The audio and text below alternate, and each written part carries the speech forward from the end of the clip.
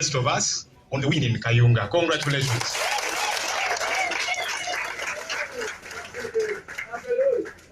I would like to congratulate our candidate, the LC5 chairperson-elect of Kayunga District, Harriet Nakwende Kafero. I would like to congratulate the people of Kayunga. Some of you are here representing the rest of everybody. Thank you. Thank you for the win that you delivered in Kayunga. I know it sounds like an oxymoron that we won and they decided they will declare somebody else. You see, Mr. Museveni's government is full of thugs. Beginning with himself, by the way. He's the #1 thug. The fellow in one breath will tell you, these corrupt people, I will put them on firing squad. I will hang them.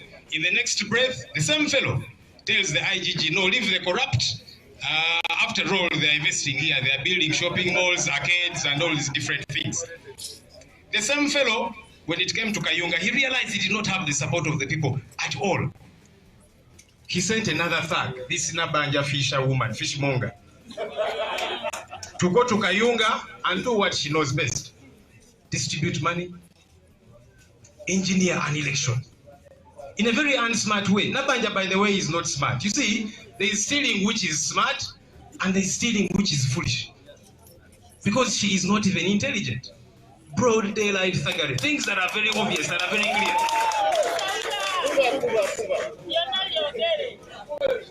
And that fishmonger is the one we have for a prime minister. Can you imagine? I don't know what happened to this country. And they are not operating alone now. They have co-opted some people. There is this other thug called Simon Vyabaka Mamujenyi, the EC chairperson. He's a thug. How do you preside over an election? For heaven's sake, some things are clear even to a child. And you decide, no, the people have voted the way they have voted, the DR forms are there, and then he sat there with fellow thugs. As they were pretending on their phones, they gave to this other thug, whom they have also co-opted, Jennifer Chobutunji, and they decided, no, for us we shall declare whatever we want. Simon Vyabaka Mahia is an educated man. He went to school. But you see, you can go to school and still remain foolish. Yeah, because you're doing foolish things. What Vyabakama and team did in Kayunga is foolish. There's no doubt about that. It's very clear. Broad daylight thuggery. And that Vyabakama man, I am told he is a Christian. Now I'm a Christian and the Bible discourages me from judging people, because even myself, one day I'll face my God and give an account of my life. But can we stop mocking God? You cannot be in office on Monday to Friday operating like a thug, and then on Sunday you go to church and you're lifting up holy hands. Let's stop mocking God. One day God is going to strike that head of yours. Now this woman called Jennifer Chobutunji, I hear she is a daughter to Kabakumba Masiko. You remember Kabakumba Masiko when she was Minister for Information? She stole a mast belonging to UBC. Now, you know an apple doesn't fall far from the tree. So I don't know that Chobutunji just circled the theft from Kabakumba Masiko. Clearly the family is a family full of thieves. This Jennifer woman is the one that was in Jinja in 2021, the election in January. You remember the confusion. So she has now become a consultant in Thagare. And that's why they shipped her and took her to Kayunga. You know, Ugandans, these are the real enemies of our country. These are the real enemies of progress. These are your enemies. I hope that you can begin to treat them as such, as enemies of Uganda. That when they show up for functions, I don't know, church or whatever, don't even give them a seat, a chair to sit, because they are thieves, they are thugs. They are the ones derailing our country. Reject them. Reject these thugs as much as you possibly can. They are derailing our country. They are pulling down our country. And so we need to show them that they are thieves, that they are thugs. We need to excommunicate them totally and also. Because you see, when they do these stupid things, and then tomorrow they come for functions, you give them a microphone. How? You give them a chair to sit at the front. How? We need to wake up, Ugandans. We really, really, really, really need to wake up. Our candidate has had a chat with us as the leadership of the party. And she has decided that she's going to go to court with all our DR forms, which clearly show that she won. And the reason she says she's doing this is not so much because she believes in the courts of law, but it is to say, look, you have always said, okay, how have you won? The DR forms are here, they are very clear, they show who has won. She's taking them to court, for court to also count. Maybe they have a better calculator than that of Byabakama, so that they also calculate. And then they tell the world who won in Kayunga, because it is very clear. The DR forms are all available. And that's why she has said, let me go to court, so that they also be able to tally. And so, the same way, we have put the regime to test and exposed them all through. We want to put the courts of law to test. Because these DR forms belong to the Electoral Commission of this Byabakama man. So the results are very clear. We want court to also tally using their calculator, and then they tell the world. And that is why she has decided to go to court. Because it's important that they also put to the test. And that's why we want to do this. Now, Byabakama and his team of thugs have still refused to give us tally sheets. Now, tally sheets are meant to be given to all the participating candidates immediately after the declaration. They decided to walk away in shame, and you saw all of them hiding in capes and masks, went away in total shame, because they knew what they had just done was foolish. And they have to date refused to give us the tally sheets. Those tally sheets belong to us, belong to our candidate, and we demand them, we want them. And so we are not going to request the Byabakama and team that please give us his tally sheets. He's a lawyer, whatever. He knows the law. So we want those tally sheets so that your Thagare Byabakama and the rest of you and all those that you have nurtured. Imagine you go down with a record that for you, you have mastered the art of nurturing, recruiting and nurturing thugs like yourself. So we are going to insist to make sure we get these tally sheets. We need them. Even as our candidate goes to expose this whole mess in courts of law. Again, for emphasis, we are not going to court simply because we believe that the courts are awesome. No, we are saying here is the evidence, which, by the way, we are going to show you. We made copies of all our DR forms. We have them here. We are going to avail them, even to you, the media, so that you can also calculate. And I would like to implore my colleagues in the media, you're my colleagues as in the media for 14 years, let's dig this issue deeper. This is no longer an issue of the NUP.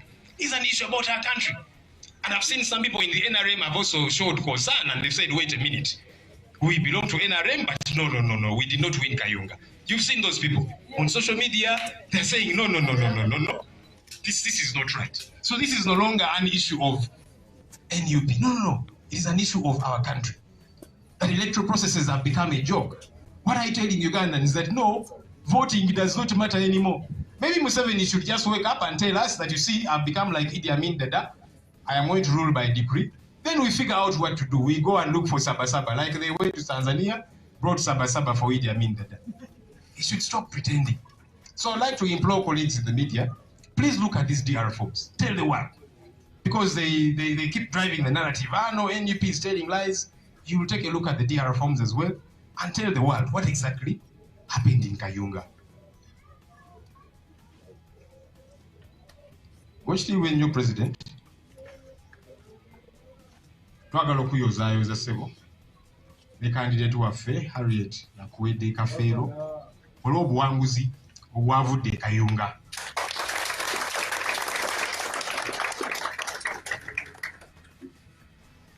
Omanyi waliwo ebintu by'osobola okubba naye tosobola kukwata njovu noga kangiteeke mu kasawo. Mwai Museveni ne banne kye bagezezaako okukola. Mwai Museveni ne gavumenti ye munnange bayaaye Gabbi Gakondo. Otandise ne Museveni yennyini. Kwa musajja y'omu leero n'agamba nti kaakati bano ababbi ba ssente bano abayaaya gavumenti ngenda basiba ngenda bateeka kalaba firing squad. Naye ate ne wayitawo akaseera ye musajja y'omu n'agamba IGG nti ababbi baleke, after all bainvestinze wano bazimbye shopping mall zi arcade ebyo byonna by the way nga tumaze okutwala obuyinza tugenda biddize eggwanga ezo za arcade shopping mall bimulaba ebyo by'Abannayuganda kuba naye yakikiriza ye yakyogeddeyo kennyini ababbi baleke IGG kasita bainvestinze wano ebyo ebintu by'Abannayuganda banaye buli woyita ku zi shopping muzimanye zimu buli wogiyitawo ogamba eyo yange eyo yaffe Bannayuganda zonna tujja kuzeddiza. We are going to nationalize them because it is property of Ugandans. Kati akalulu ke Kayunga mwalabi Mwami Museveni yafunayo omuyaaye amuyita omuvubi ono Nabbanja n'agenda e Kayunga n'agaba ssente kugamba yabadde in charge mukubba akalulu ke Kayunga naye ate mukubba munnaye Nabbanja si yategeere nnyo si alina amagezi agali awo omanyi waliwo okubba ng'obbisa bugezi naye ate waliwo okubba mu ngeri ey'ekisiru kyekyabadde e Kayunga Nabbanja ne banne kye bakoze ate si bokka balina be bakolagana nabo byabaka Simon wa Electoral Commission omubbi musajja n'omulaba yeyambaza obusuuti awo neyeegeza oluzungu naye nga kondo byabaka mwoyo nga bwe mbagambye byabaka magamba mulokole nze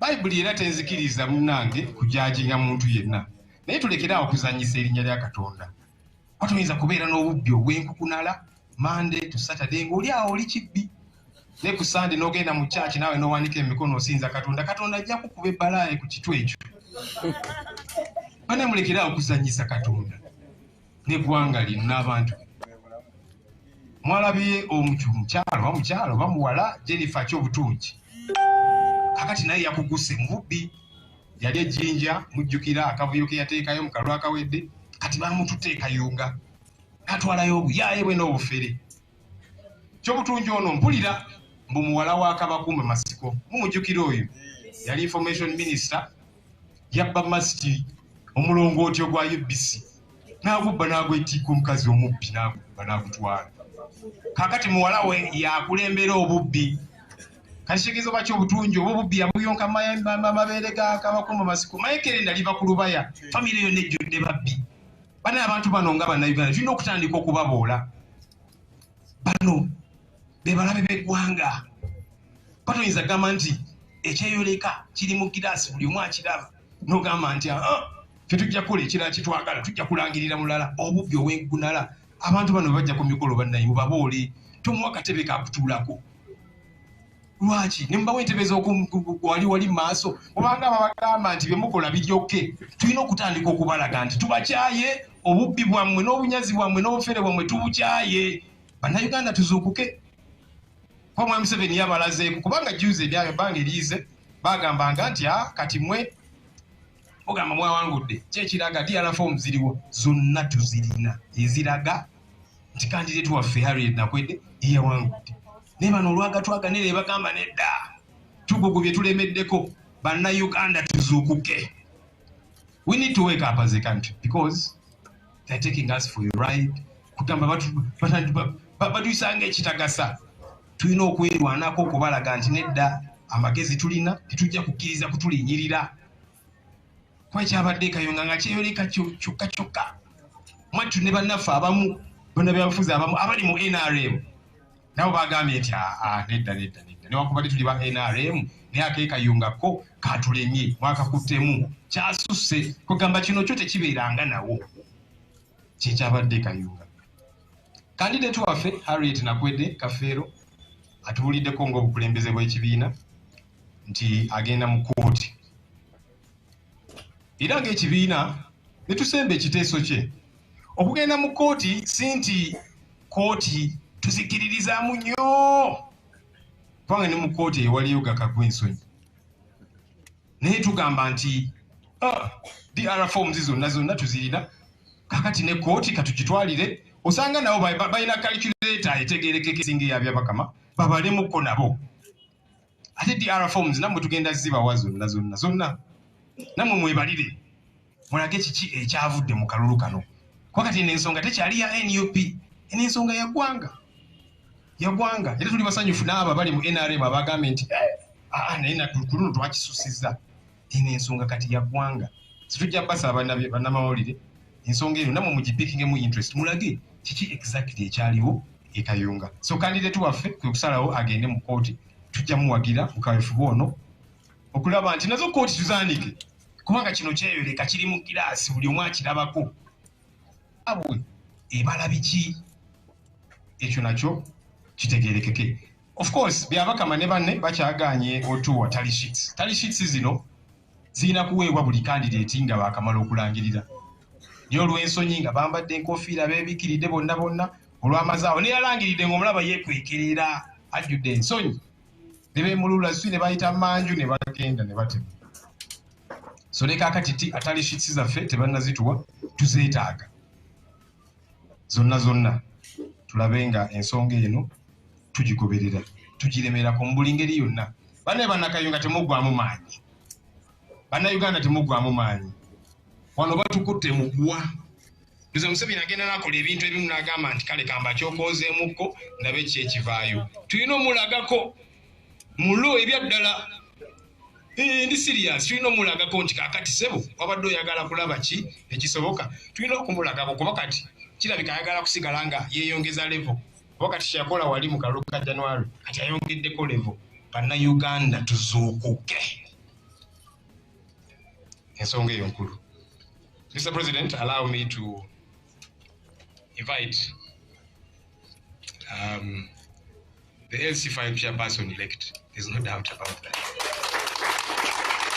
Harriet Kapero Nakwede to address us. You're welcome, madam.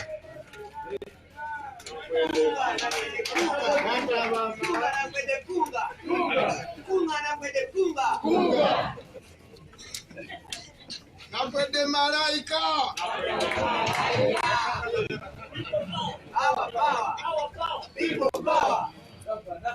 People power.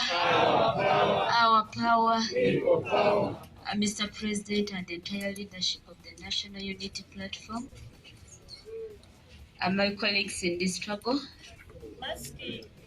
the media fraternity, allow me to take this opportunity to say good morning to you all. My name is Nakwede Harriet, the newly elected LOC5 chair, Kayunga district. I want to first of all take this opportunity to congratulate my president and the entire leadership and membership of NUP. I want to congratulate my colleagues in Kayunga district for the victory that was gotten on the 16th of December this year.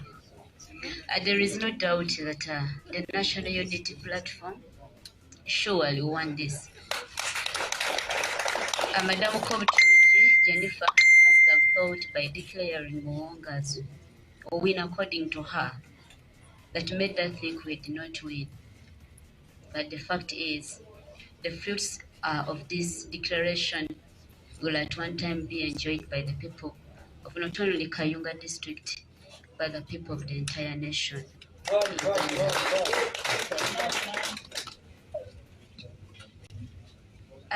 There was a lot of brutality that ran throughout this process.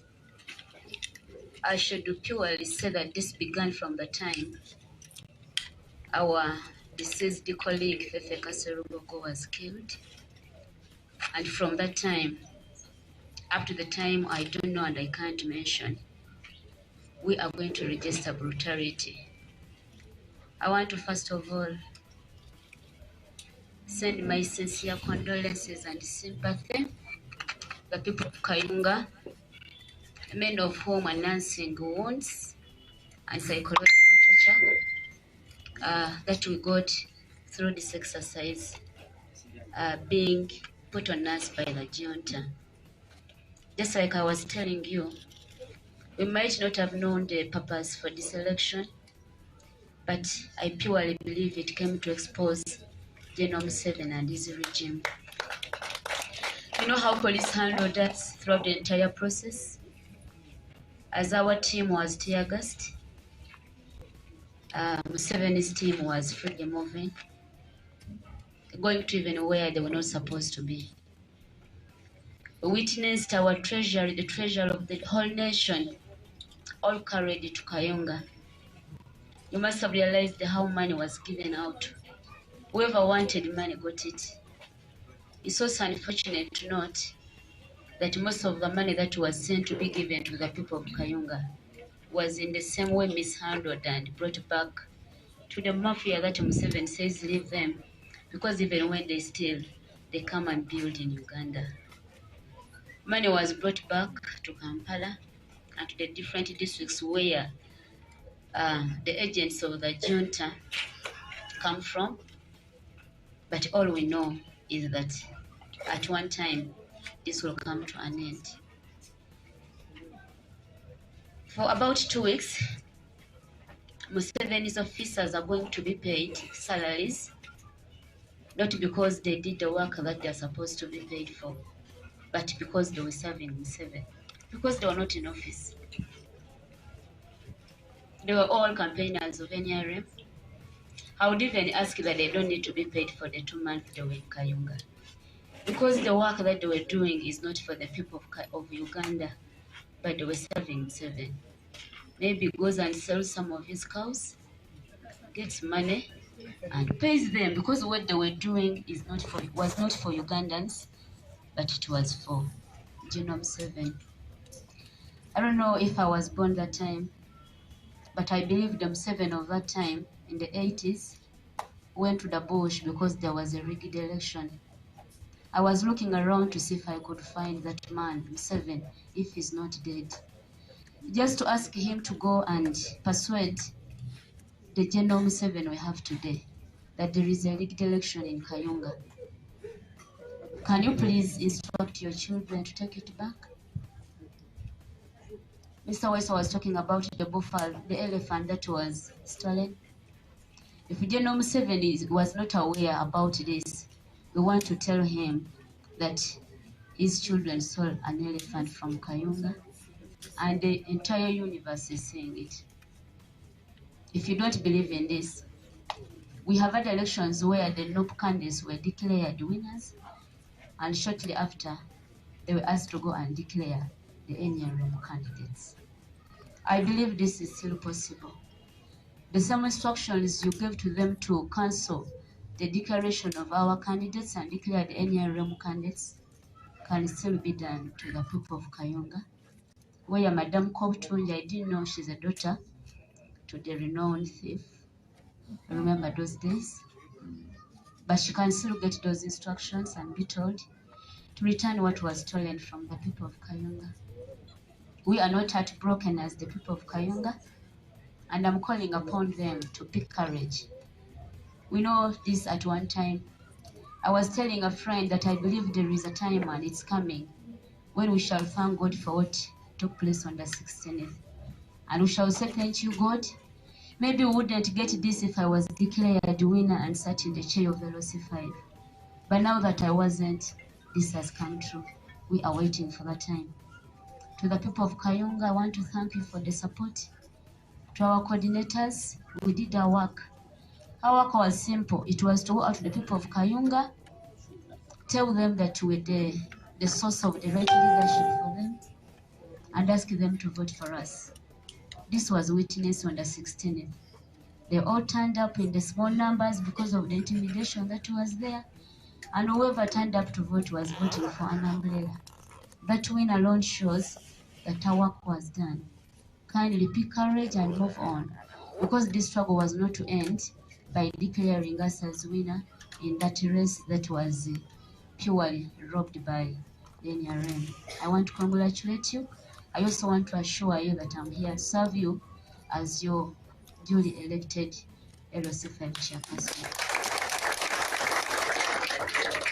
Nze nokwedde Harriet Kafeero, omulonde chairperson wa LOC5 Kayunga District. Twagala okwebaza n'okuyozaayoza President n'abamemba baffe ab'ekibiina. Mbadde mpuliriza F44, abantu baali bangi abali e Kayunga abajja okulaba nga tukoma akalulu kaffe, naye mu bonna abaakwatibwa tubaddeyo nnyo okulaba nga tubajjayo tetwafunayo mukisa kulaba agent wa NRM nga naye yali mu abo. This means whatever was kitegeeza buli kyekyakolebwa kyali kigendereddwa kukwata baffe. Twalina abantu abasukka mu 200 abaakwatibwa. Kati ne weebuuza gwe ateeseteese akalulu ng'okimanyi walina okubeerayo abantu abanaakakuuma. Bw'ogenda n'okwata abantu 200,000 obeera otegeeza ki?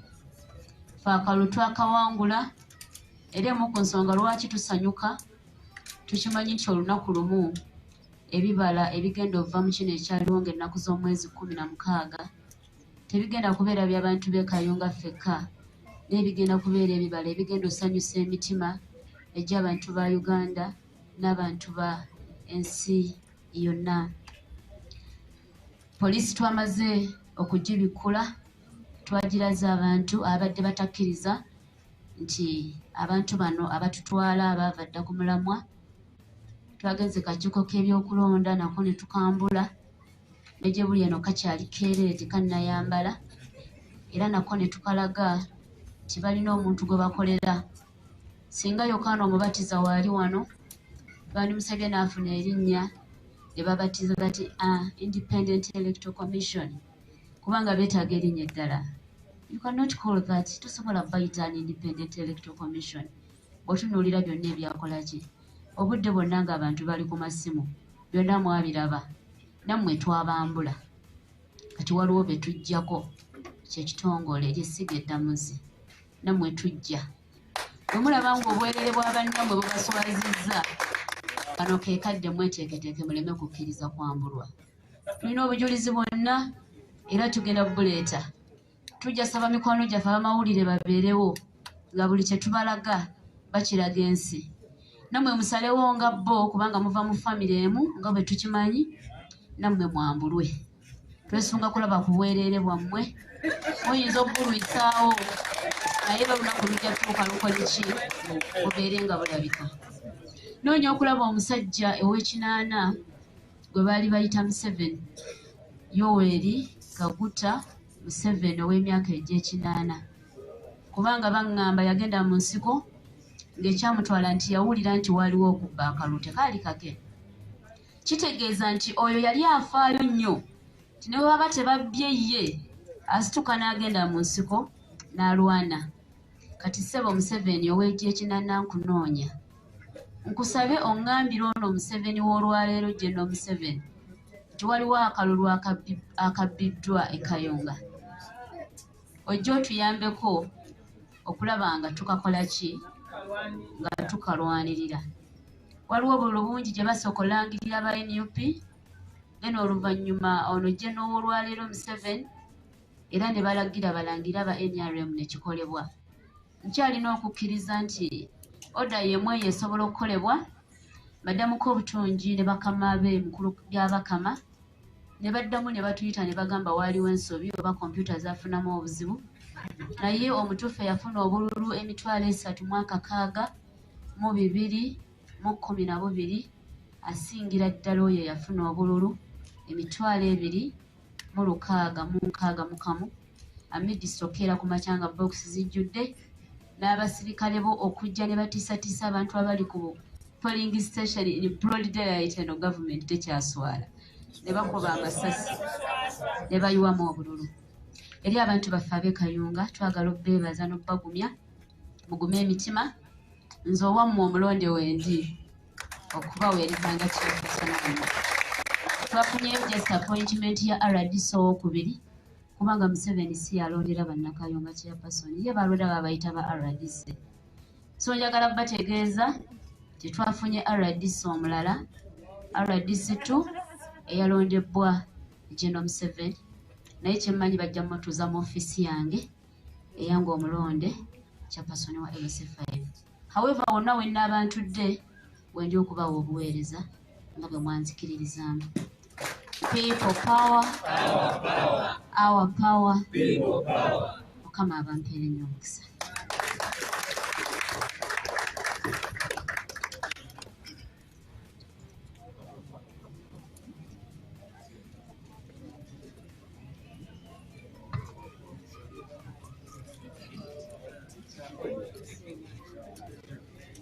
Tweyanziza nnyo LC5 chairperson Owe Kayunga. I get the point ino nti oli Muwonge Andrew RDC wokubiri. Kubanga Museveni yalonda aba RDC abantu beerondera abantu abakulembeze baabwe kati ono ngeri Museveni yamulonze oyo RDC wakubiri. N'olwekyo bannakayunga gyayitanga eyo muyite RDC LC5 chairperson uno one. I am going to invite Nassif Naja. He's the Speaker of Wakiso District Council. He was very involved, especially at the Tally Center. Please come and talk to us. These that we have brought here, these are the DRR forms from Kayunga that we want to take to court, and they also use their calculator to calculate and tell the country who won. So we are going to share with them, with you, the media, so that you also calculate and tell us whether what we have come and declared is what is here in these DRR forms. We are going to unveil them to you. Nassif.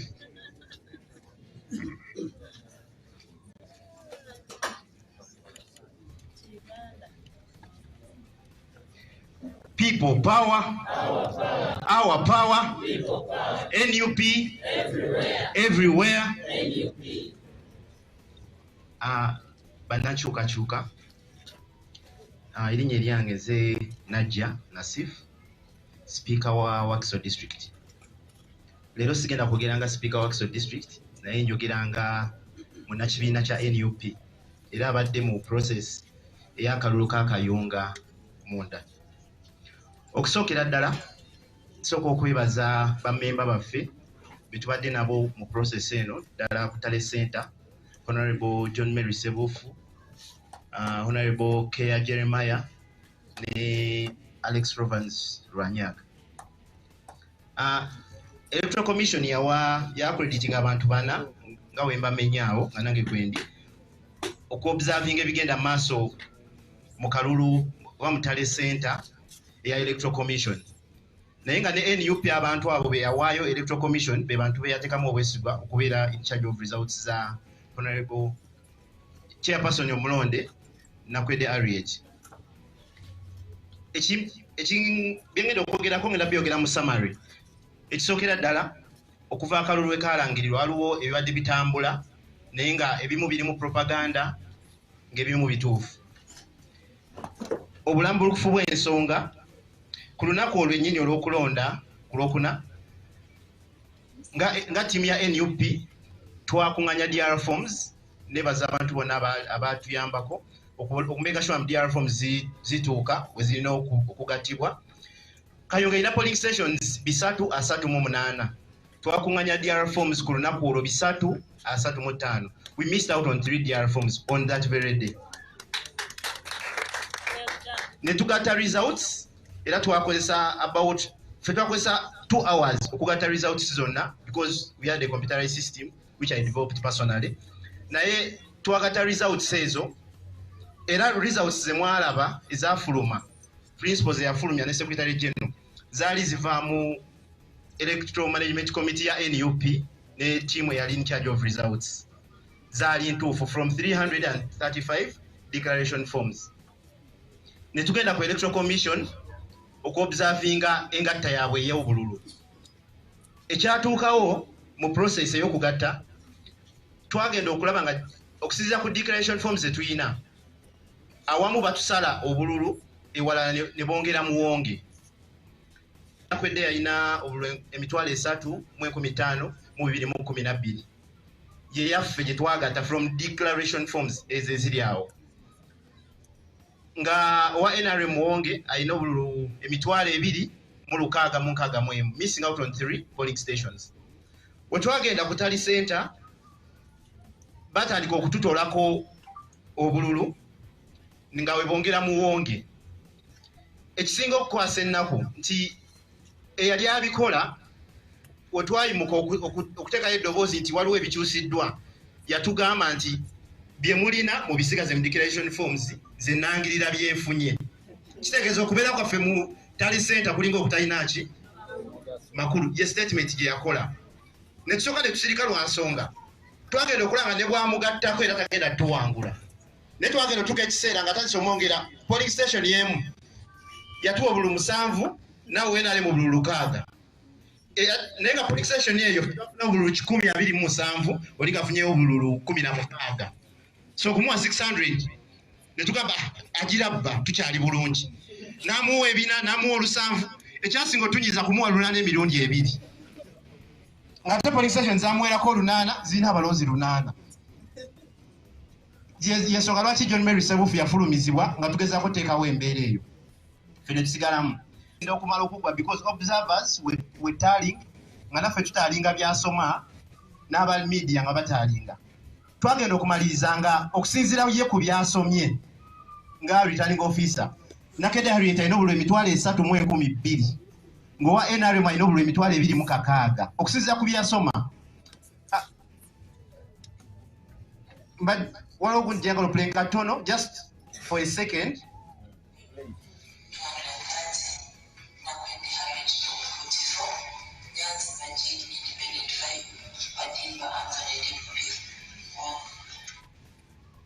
Njagadde kupulingako eddoboozi muliwulire. Tulina recording eya returning officer ng'asoma obululu okuva bwe yatandikira paka bwe yamalira. Naye wofollowing eddoboozi lye ng'asoma obululu. Naked Harriet ng'amusazeko ze yamusalako nga n'oli amwongedde bye yamwongera. Naked alina 3,12 ONRM alina 2,26. Kitegeeza we yamalira okulangira byalangira wadde yali amaze otubba. Twali tusuubira returning officer okujja asome ti Naked Harriet alina 2,12 ONRM alina 2,26. Naye zawera saa 11 ng'amaze natuka tulindeko just 10 minutes agenda kujja abalangirira results ku ssaawa 11. Byabakama ne bakomishona banne babbi banne ne bayingira ne batuula mu Tale Center ne batandika okwekuba obwama okuva ssaawa 11 paka ssaawa ze balangirira nga zigenda wera ssaawa 4 tewali kyali kigenda maaso mu Tale Center okujjako okebera empapula zaabwe we banyumyamu we beetooloola we bakola ki for 5 hours nga beetooloola bwetooloozi. At the end of that day returning officer najja ne declaration ya results nasoma ONRM alina 3,10 mu 8 ne Naked alina 3,10 a difference of obululu 450. We expected the returning officer okulangirira bye yasoma kitegeeza nti ne bye yasoma tabirinako evidence ne result yasembeyo gye yawa tagirinako evidence. Ekisinga okwasa ennaku we yajja okusoma results n'amala okusoma results ng'alangidde wa NRM we yamala omukwasa declaration form ye emulaga nti yawangudde ne mu ntebe teyatuulamu yafuluma bufulumi emmotoka zaalibwa bweru nga zaaka ne babyakama ne ttiimu ye yonna ne badduka emisinde tebaatuwako ene document eraga bye baagatta. So fe olwaleero kye tusaba electoral commission etuwe tale sheet eraga obululu bwe bawanakwedde ne bwe balaga nti muwonge bwe yawangulirako tukakase nti ne bye baasoma mu video ze tulina bitalinga n'ebiri mu tale sheets zaabwe. So kyekyali ekayunga ebisingawo waliwo propaganda yabaddewo nti wabaddewo declaration forms tezaali original na biki. Declaration forms zino zaali signed by polling officers aba electoral commission ne ba agents abaffe n'aba NRM. Ate ekyewuunyisa ekisinga okuwa essanyu nti ebiri mu declaration forms bino byebiri mu video nga returning officer asoma results za Nakwedde ne Muwonge. Kati ebiri mu tale sheet tetwagala byawukane ne bino ate tetwagala byawukane na biri mu video. Then kitegeeza ne kooti nayo egenda kwangula nga Honorable Nakwedde we yagambye yeetaaga okulaba amazima. Ne bwe naaba tegalabye bannayuganda bagalabye already. Neyanza nnyo neyanze nnyo.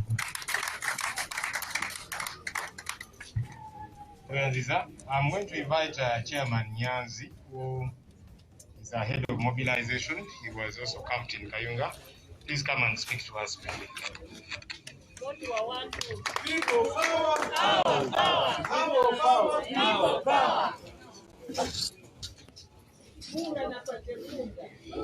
Funga Nyanzi, funga. Funga mtu wa watu, funga. Funga malaika, funga. Hello. Banyabani basebo, Mr. President, protocol observed. Waliwo akayimba kenjagala sindikira abavubuka be Kayunga kagamba mwebale abaana mwebale amusa mwebale abaana mwebale nnyo mwebale nakwedde okalabisa mwebale mwena mwebale kunga nakwedde kunga kunga people power kunga Kyagulanyi kunga mwebale nnyo mwebalire ddala akapya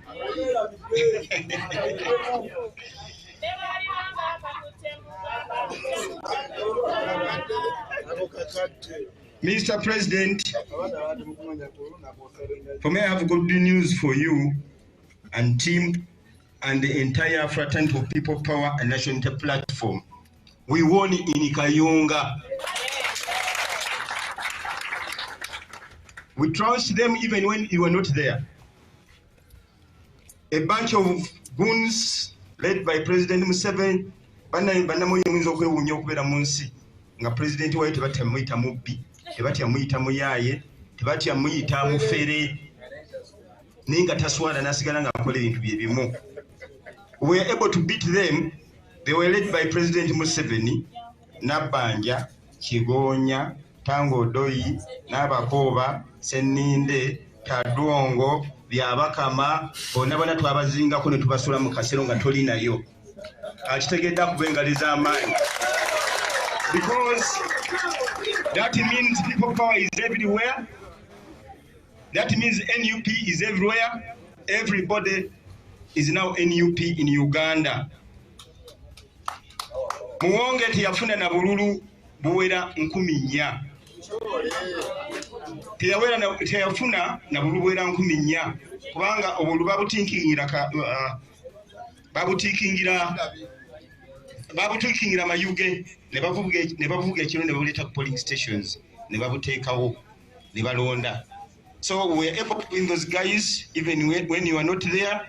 Wali magere sebo ng'otudde ng'amaanyi go kamande zonna z'okola, be able to execute them. Nebaza team abali e Kayunga mwekubiireko mu ngalo. Now, I have some observations here. For me, I'm a parent and I'm very concerned about the young people, the youth. Museveni is not bothered about the damage he's causing and inflicting to the young generation. It's very, very unfortunate that he's teaching young people how to steal, how to grab things, how to get free things, and how to misbehave. We are very sympathetic to a woman called Kobutunji Jennifer, a younger woman who would be having a future.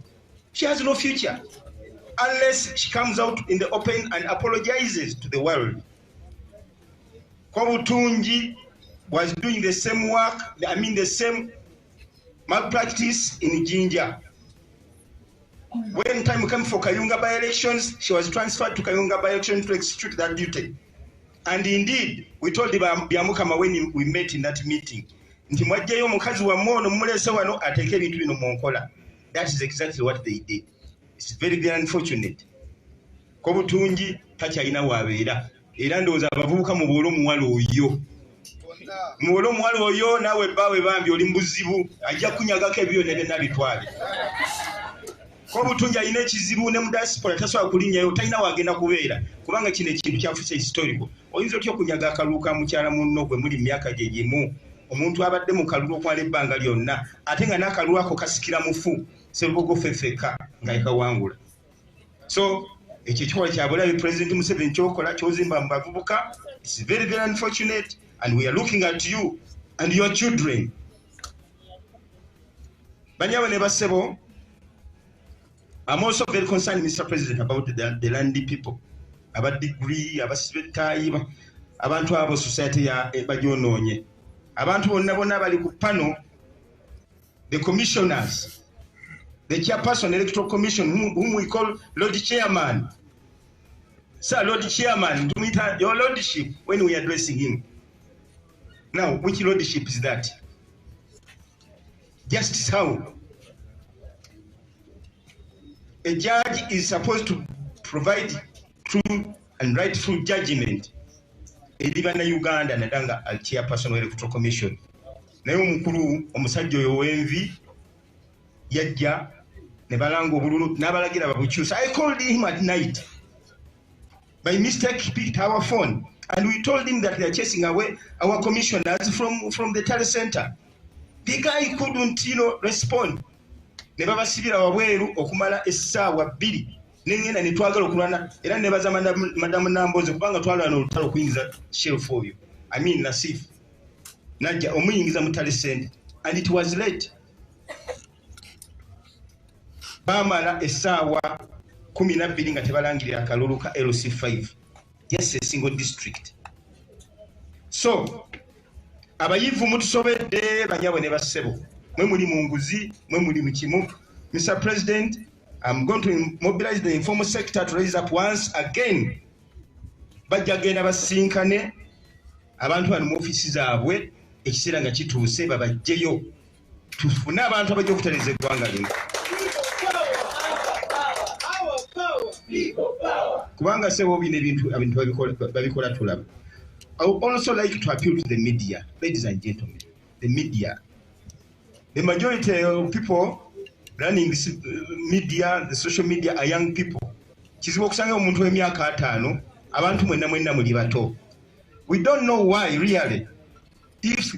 Why you don't release the exact news? Bane munsonyiwe, temunkyawa, abamawulire muli bazimu nzo kunkuba. Naye tubeegayiridde mutuyambe. We have a society, we have a country to protect. Please, media. TV ezimu ziri very dangerous.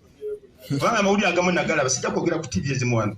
Nga bagamba NRM wangudde wa Nuupu n'obululu webuti. Ne wa Nuupu tamatidde agambye ayinza okugenda mu kooti. Bino ebirala ebyaliwo nga babala obululu ne gye mwagenda mu field lwaki temubyogerako banyabo ne bassebo. Munisiidinga ensi yonna osanga Oscar nosanga omuwala asabinga moteri olwokuba yalabe NTV oba NBS oba yalabe ku Vision ntino NUP bagiwangudde kituufu batuwangula. Mwe abamawulire abali wano temumanyi kyaliyo ekayunga. Bwe bibanga nanyini TV otya okugoba ku mulimu. Caption eyo gijjeeko ogitwala ogituweereze tugisasanye ku social media. Tubeegayiridde ensi mugitta. The country is dying in your hands because your publishers, when we na capacity publishing ebintu bino. Please media, mfukamiddeko mu mutima mutuyambe ekisale kya Museveni kiweddeko. Kino kitutawanya kati wano nena mwe kijja batawanya and it is disturbing you indirectly. Babafukanga baagala bamwe kufuna emirimu mala kukola kina. So tubegayidde media muve mutuyambe. Now this is my appeal to the general public. They are saying us for this. This is not a failure. This is an achievement. It's a great achievement. This man tuli mumugonza tumukubye tumutadde atani segenda kubba bululu na kusulanga atunula olwakaluka ekayunga nga mugamba tuli banafu omusajja tumukubye tumugonzezza.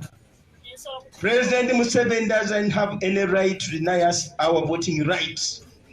He wants to discourage the young people, the youth, and Ugandans at large to be involved in the election process. Nebigenda maaso byonna bikwatagana n'okulonda. Kyagezaako okukola ne tajja kyakivinga. He's deceiving himself. I am assuring you, Mr. President, we are going to be more vigilant. Baagala ekoti bwegwa tujja mitiyana nze nja kugirawo okuzoganya immediately. Ayongera akola ebyekisiru. Ayongera akola ebintu ebimuswaza. Abadde avuma banne nti mbizi. Bikola ki ebyembizi ebisinga bitwala byekayunga? He looks more big than the people is abusing. Nabuza abantu bekayunga kati bakirabyeko. Nabuza abantu bekayunga. Ndi banyama ne basebani akasuka bomu. Abantu ne bogera erinnya. Ne mbabuza nyatema abantu ebijambiya. Abantu ne baddamu erinnya. Erinnya lye limu eritambula ku lukalu lwa Afrika banyabo ne basebo. Kakati mbekyusiriza banyabo ne basebo nammwe bana abandaba. Nze sikyabalabawo. Tuli mu kuzoganya ebyonna byonna mbiraba mutudde butuuzi. Mwerabire nti ku lyaleero yokka. Eyaleero muginoonye naye nammwe muveeyo mutuyambe bannayuganda abasirisa obusirisi. Bw'abaawo ensonga tusitukire wamu. Ekinyiga wekayunga kijja kugwa Masaka. Ekinyiga wa Masaka kijja kujja Jjinja. Ugandans, wake up. You have not done enough. awo president yavaayo n'ayogera ebintu bingi nnyo n'akola ebintu bingi nnyo n'abayita ne mutalabikako kati ate abamudda ku social media ne munenya. Come out Ugandans, this is your country. You have nothing to lose because even if you wait you lose it later. Mwebale nnyo Mukama abeere nammwe. Assalamu alaikum wa rahmatullahi wa barakatuh.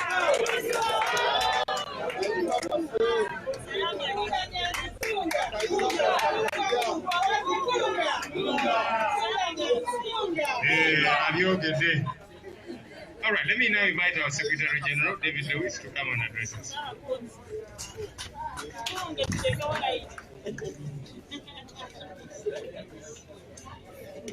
People power, our power, NUP, everywhere. For those who read the Bible, there was a man called Saul. When God rejected Saul, Saul in Uganda.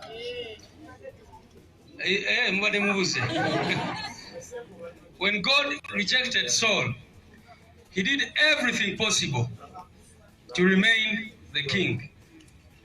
He did everything possible, started hunting David everywhere he was. Remember, David had already been appointed and anointed the king of Israel. But Saul continued to fight. What I want to assure Ugandans, I've been noticing social media, many people saying, now what do we do? They are very, very discouraged. For me, I think Kayunga was a great victory for the people of Uganda and for NUP. It was yet another opportunity for us to not only expose the dictatorship, but most importantly, to show how weak Museveni and his people are at this particular point. Where they take the entire state machinery to Kayunga, they block us from campaigning, they block our president and put him under house arrest, and they don't stop at that. They engage in a lot of ballot stuffing. They arrested, the people who were arrested in Kayunga who are here, please put up your hand, including the members of parliament. You can see all these people. All these people were arrested. You see? Can you please stand up just for 1 minute? And then you see. You can have your seats. These are the people who were arrested in Kayunga, including members of parliament, the mayors, the people that we had sent to supervise the election. The dictatorship arrested them, intimidated them, and by 6 a.m. they started distributing pre-ticked ballot papers. Our people went to polling stations early morning and they found that some of the ballot boxes were full of votes. Now, the other thing that we gained from this election is to show the whole world what happened in January. Kayunga was just a microcosm. It was just a mirror of what happened in January. There are so many people, especially the elites and intellectuals, who sometimes say things and you just wonder where they live. People were saying, NUP, you lost the January election, genuinely accept and try harder and prepare for the next election. You have gotten some MPs. I can tell you if it was not for rigging, we would be having a minimum of 200 members of parliament in that parliament. Because our people campaigned and they were winning, even with all the things that they did. Of course, you remember what they did for the president. I was there, I was seeing the things they were doing. That is why, after the elections, you remember what happened, the operation launched by the crime intelligence, military police, CMI and all that, looking for young people who had DR forms. They arrested them. People who had our DR forms from northern Uganda were arrested. Western Uganda were arrested. At that time, DR forms became the most sought after commodity in this country. They were looking for them because they knew that they did not win. With all they did, we were still able to collect about 26,000 DR forms. You remember we brought them here and showed them to the media. Even the 26,000 DR forms that we had, when we added their own computation from other polling stations, which were already rigged in their favor, we still had 54.19 as our victory. Remember, for the president, you only need 50 plus 1. But even with all they did, when we got the 26,000 DR forms we had and added the results which they gave for the remainder of the polling stations where they had stolen our DR forms, we were still beating Museveni.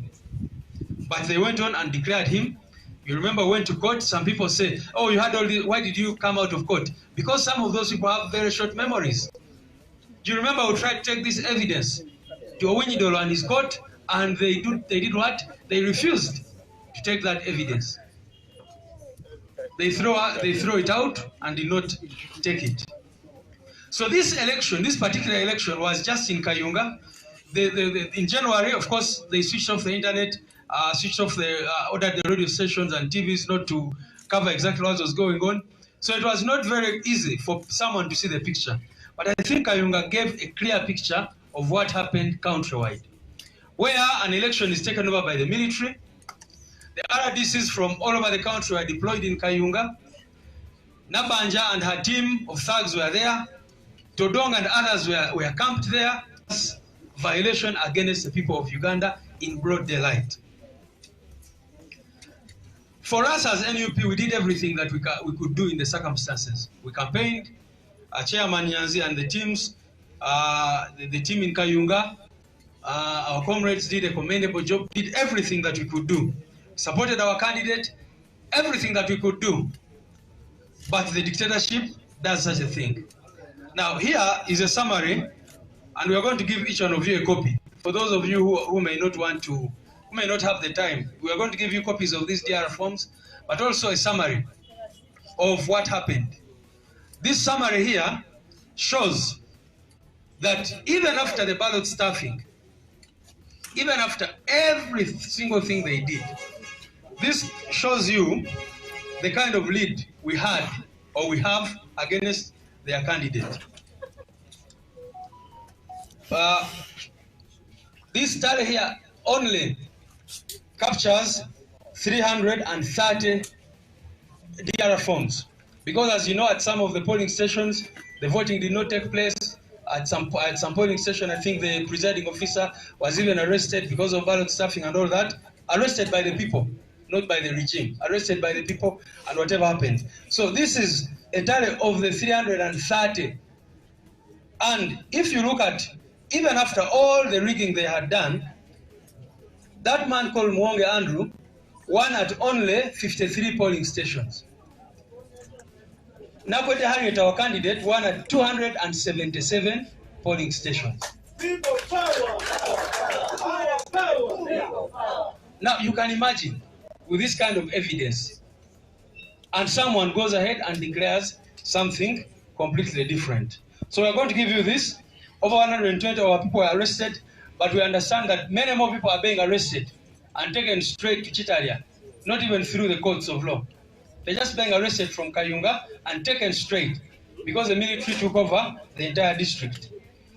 Now, even when, and I'm glad Nassif explained all this, that even at the Tale Center, because we were keeping in touch at all times, even when Chobtunji had declared whatever she wanted, we were even leading by far. So for me, it's a very unfortunate thing, but also it is, you know, there are things which are both negative and positive at the same time. Yes, our LC5 chairperson has not yet taken her seat. She has not yet officially took on the role of administering the authority that the people gave her. But I think in the grand scheme of things, it has clearly showed what we are telling Ugandans, what happened in January. And some people had doubts about it. Now everyone knows which country we are in, and everyone knows the kind of elections organized under Museveni. And my question has been, if you, General Museveni, do not believe in elections, why do you organize them? Why do we spend lots of money to organize elections only for you to come and declare whatever you want? What is that? Because now, if you thought that you, by rigging us or by grabbing our victory, you were weakening us, I think you have weakened yourself even further, and everyone here in Uganda and abroad can see the kind of lack of shame that you have. Abo Uganda, abasoma Bible, waliwo Ssekabaka gwe bali bayita Sawulo. Sawulo Katonda yamujjako omukono gwe n'afuka amafuta ku Dawudi. Omuddu we n'agamba nti ono yagenda kufuuka kabaka wa Isirayiri. Kakati Sawulo n'agezaako n'akola buli kimu kyonna kyonna. Actually newankubadde Katonda yali afuseeko Dawudi amafuta n'agamba gwagenda okufuga eggwanga lye lya Isirayiri. Njagala kubajjukizaamu abasomyo byawandiikibwa nti Sawulo yalemerako n'atwala n'emyaka egiwerako. N'agezaako okukola buli kimu kyonna kyonna okulaba ng'asigaza entebe eyo. Naye ekyenjagala okuzaamu bannayuganda amaanyi nti Katonda bw'aba akuggyeko omukono gwe ne bw'okola ki? Namuwulira ng'agamba nti ne bwe tuzina ekiro kyonna kyonna Yerusalemu yesalako. Naye njagala mujjukiza nti waliwo Katonda eyakola ensi n'eggulu. Oyo ne bw'okola ki ne bw'okola ki? Ye Katonda, era asigala nga ye Katonda. Era eddoboozi ly'abantu eddoboozi lya Katonda. Abantu b'e Kayunga baayogedde mu bwatu ng'ensi yonna ekiraba, bwe n'osalako n'olangirira ebibyo. Naye obudde bugenderera. Era essaawa yonna ekikuta obudde akitegedde afiire Mukama engalo ez'amaanyi.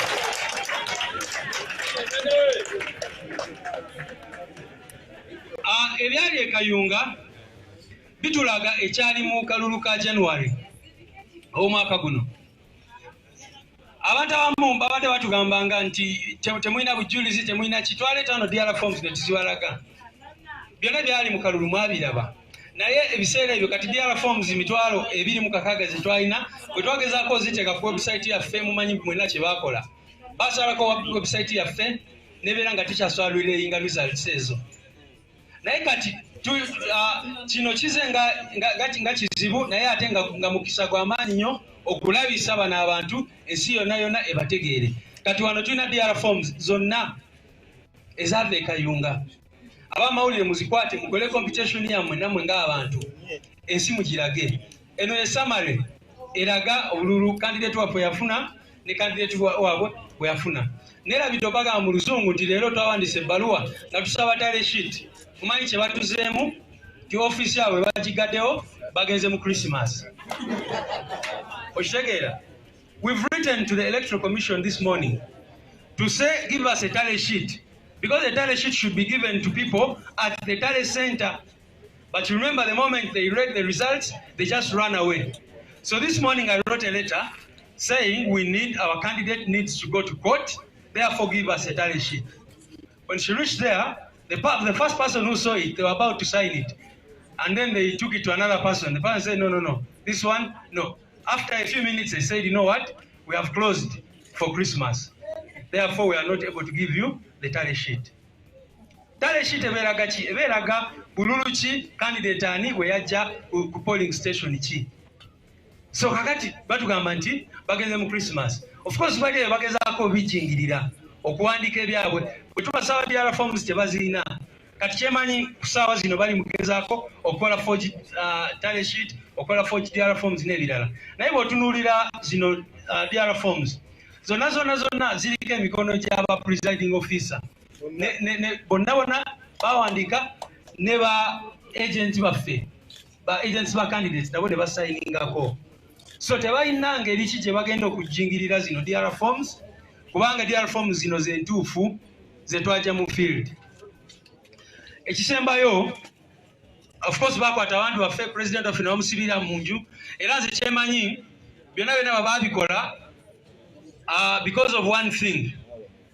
Bawe mukandi kyabalabisa nnyo gwomanyi state machinery yonna yina okuggwera e Kayunga nga kwotadde mukulembeze waabwe n'oteekako Nabbanja secretary general waabwe, deputy head of mobilization, bonna ne batwala ne treasury yonna ne bagitwala e Kayunga.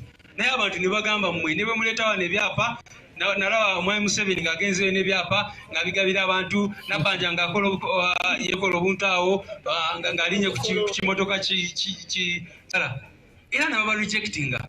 So oluvannyuma lw'okukola investment yonna abantu ne babakyawa ne baba rejectinga ne basalawo nti mmwe kati bawe RDC omulala.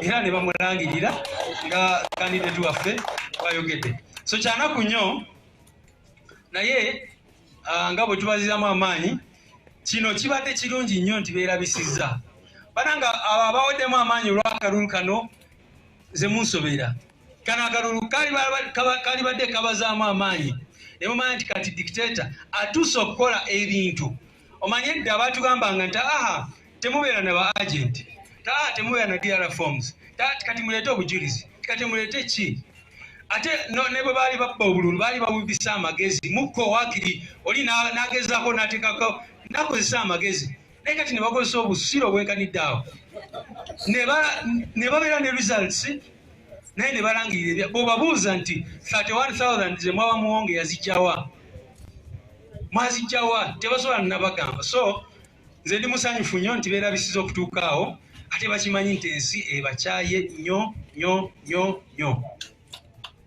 Oyo muwonge sisuubira nti yali asobola n'okugyayo bululu 10 chairman bulidde omuwadde bululu bungi nnyo 14 nga tasobola kugyayo na bululu 10 ekayunga. Bw'obuuza abantu ani yamulonda era n'abantu abalala bagendayo babaferinga nga bw'ojjukira bulungi abamu baali eyo nga bakomplaininga nti tebalina na transport abazaayo gye baava. So byebyo bannange kansabe vice president waffe ajje era ayite president waffe ayogereko eri eggwanga. Our power. People power. Our power. NUP everywhere. Oritia. Oritia. Oritia. People power. Our power. NUP and everywhere. Yes. Your Excellency, the de facto and de jure President of Uganda, honorable members of Parliament, and all protocol observed. The media fraternity that has remained with the people of Uganda. Thank you so much. Since January 14th, I have been standing here in Kakatsadala, northern Uganda. We have never voted Museveni. I've been saying that. I've been, confirming that.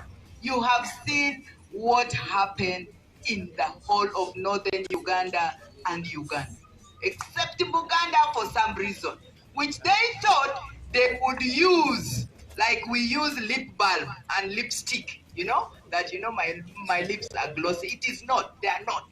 So Mr. President, welcome back because we won in Kayunga yet again. Congratulations.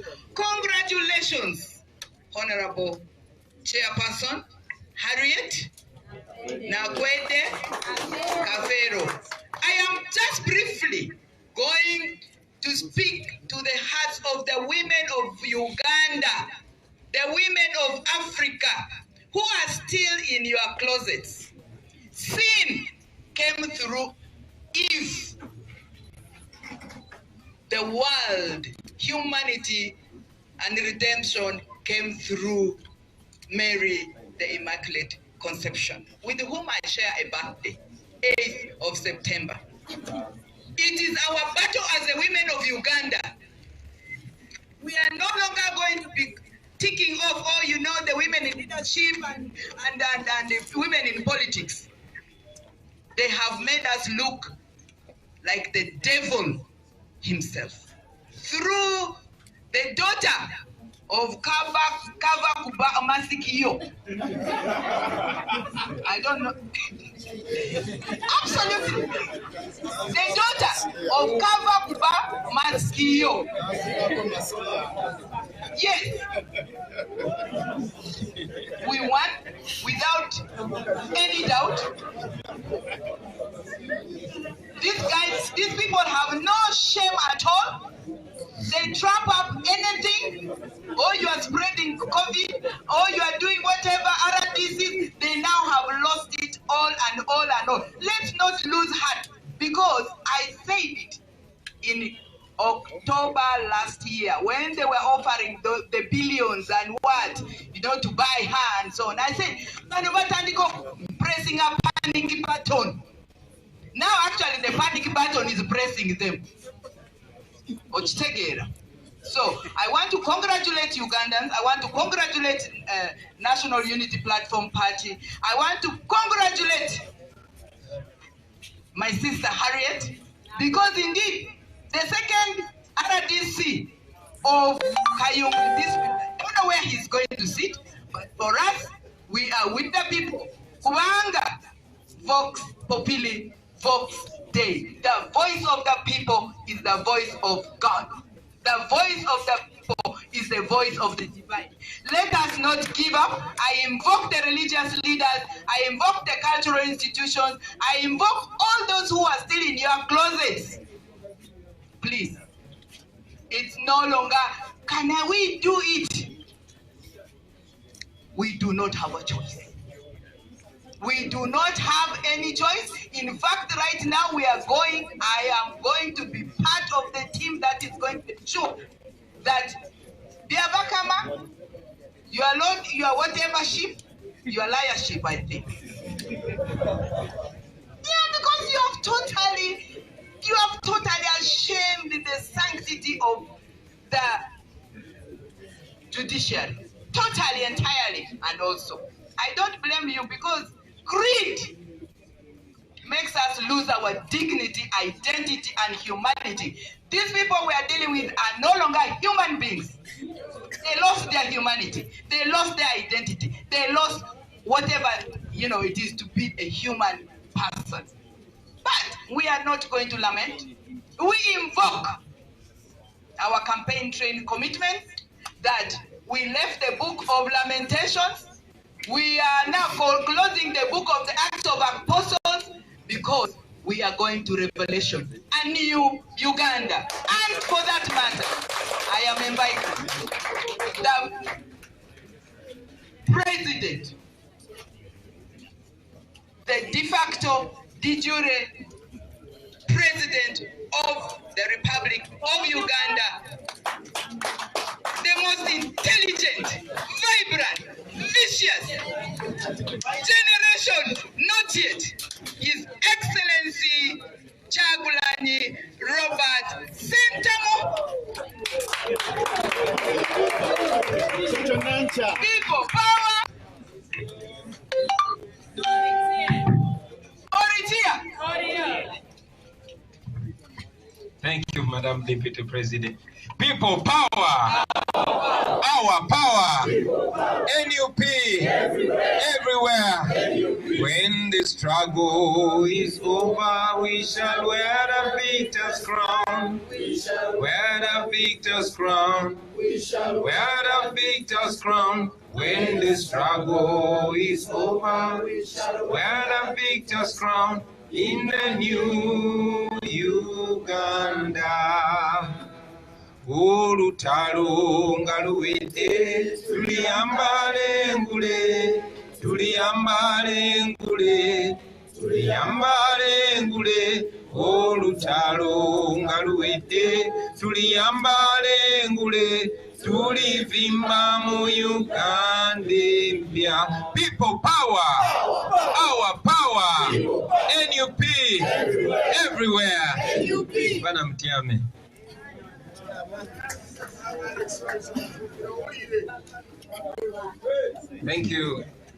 Thank you very much, Comrade Deputy, fellow leaders, honorable members, all leaders in your different profiles, our friends from the media fraternity. We don't take you for granted. Today,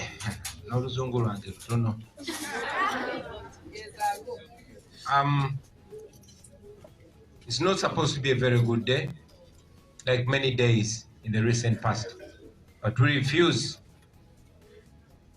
to lament.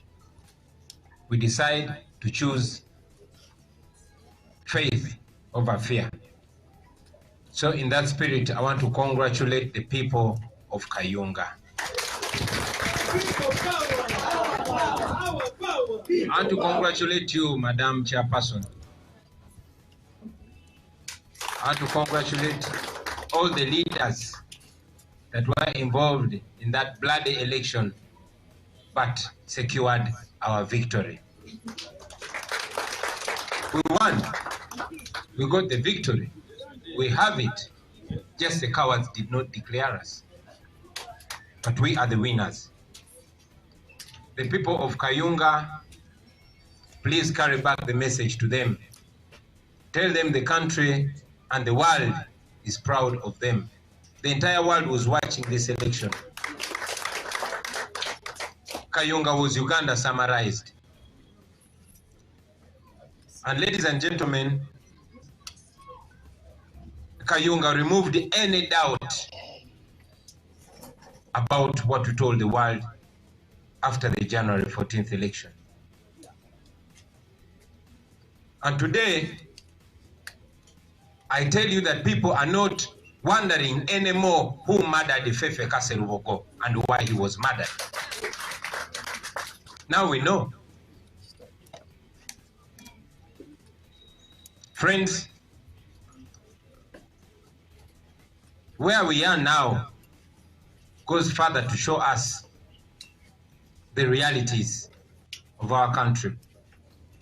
Museveni, in my view, is at his lowest of morality. In the past, he would use some sense at least. But now, he is all out. I was wondering when one of the speakers addressed Museveni as President Museveni.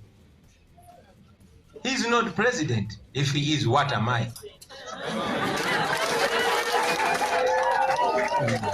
Museveni is not president. Museveni has never been elected to be president of Uganda. Never in history. Museveni is a rebel that took up arms against what he called a rigged election. But history shows us it was not even 10% as rigged as he rigs elections today. So this is a rebel, and rebels are characterized with three things, among others. That is lying, that is stealing, and that is killing. So for anybody who expects Museveni to behave like a statesman, you surprise me. We said it in the past. We're not just realizing who Museveni is, we're only realizing how low he's prepared to go. But we knew that he was a crook. We knew that. And we told the world when we were going for the 2021 elections, we told them that we do not expect Museveni and his rigging machinery to announce us. You all saw Byabakama and the way he was conducting himself right from when, as provided by the law, to go around the country consulting, and the consequent things he did, including blocking us from campaigning within the campaign. So we did not expect Byabakama to declare us, but we went ahead to go into the election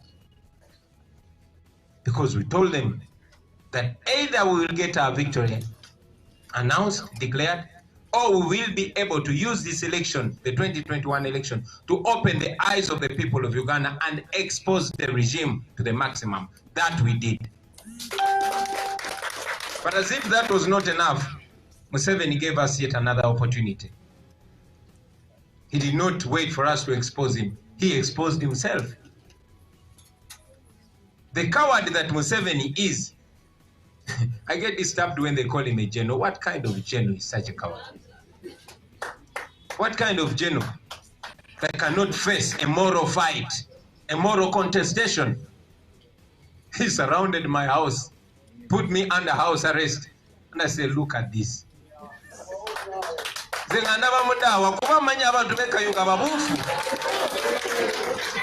did not step a foot in Kayunga, ladies and gentlemen. Everybody was in Kayunga. Billions of state resources were deployed in Kayunga. We beat Museveni hands down. Museveni, we beat you hands down. I challenge you to one election, even in your home district, a free and fair election. We beat him. We beat him so bad to an extent when they said, okay, now we don't care what the world thinks. We don't even care what our families think. And that's what they did. So we are not here just crying foul. We are here to reassert ourselves to the world, to the nation, but also to laugh at you, Mr. Museveni. Shame on you. Friends, I want you to know that this time around, like in the recent past, Museveni is trying as much as possible to discourage us from elections. You saw what he did earlier on this year, went for the elections. But even when we took a case to court, he gave yet another opportunity to the court.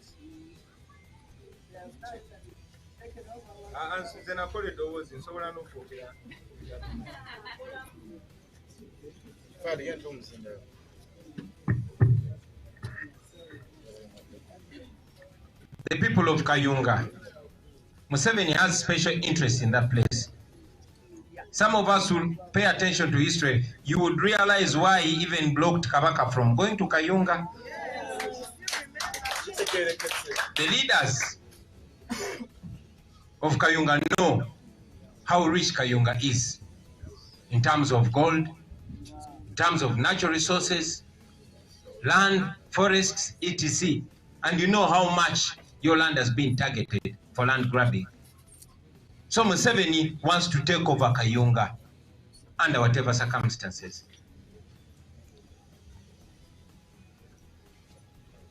The chairperson of Kayunga, the newly elected chairperson, Madam Nakwede Harriet Kafero, has told us that he's going to court. I shared with her, I told her that that is only an opportunity to once again expose the judiciary as well. The same way it was in January, when Owinyi Doro behaved in the most illegal manner. So Mr. Owinyi Doro and your judiciary, we are coming to you again. We're offering you yet another opportunity to undress yourself. They would claim that we didn't have all the declaration forms on the presidential elections. Here they are now. And we are not crying to you to give us justice. We are asking you to spare yourself and your credibility and your legacy. It is you that we are giving a favor. Take it or leave it. We are not begging you. Fellow Ugandans, I want you to know that Museveni is provoking in us. Museveni wants us to be violent so that he gets justification to kill us. He's speaking the same words that Obote was saying to him. We have, as a leadership, encouraged our people to keep non-violent. And yes, we are non-violent. But I want to tell you that with time, we are losing the ability to hold back some people. While we are violent, while we are non-violent, while we are peaceful, while we are constitutional, that is us. Many Ugandans are oppressed and they want to resort to various means. And we are not going to stop those who want to resort to witchcraft, those who want to resort to prayers, those who want to resort to insults, and those who want to resort to violence. We are only controlling ourselves as a leadership. It has been told to us since time immemorial that those who make peaceful change impossible make violent revolution inevitable. You are dealing with young people, angry and hungry young people, so don't mess with them. You better not.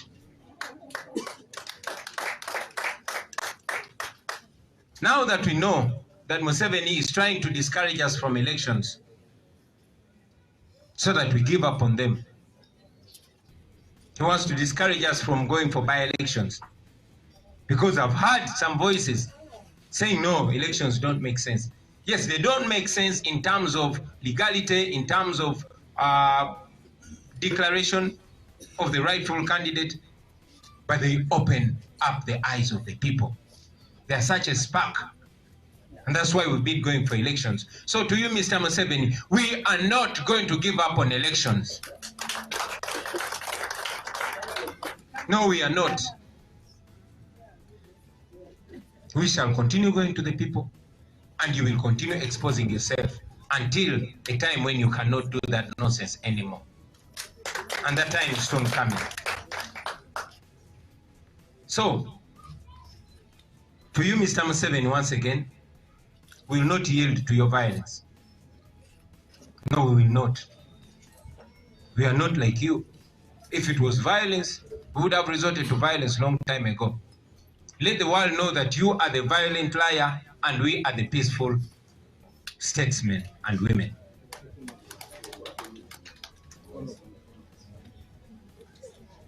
To our leaders, the members of parliament, and various other leaders, we've been telling you this right from the word go.